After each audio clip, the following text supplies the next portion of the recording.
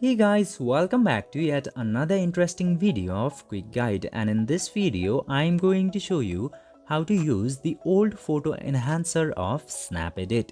So without any further ado, let's dive right into this exciting video.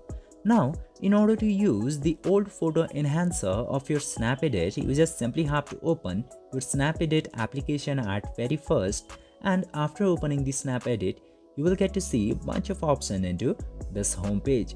You will also see this restore old pics option directly. Now, in order to enhance your old pictures, you just simply have to tap into restore old pics option, and then you can choose any of the image from your gallery. But into my case, I don't have that much of old picture, so I'm using this suggested image from the application. In order to do that, I'm choosing this middle picture here, and after choosing your picture, Snapedit will automatically enhance the picture. As you can see here, the left side of the image is how it looked before and the right side of the image is after the enhancement.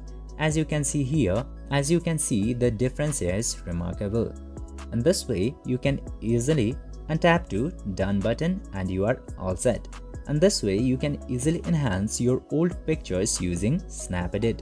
I hope this video was helpful for you. If yes, don't forget to like, share and subscribe to the channel to never miss another update. Thank you for watching the video.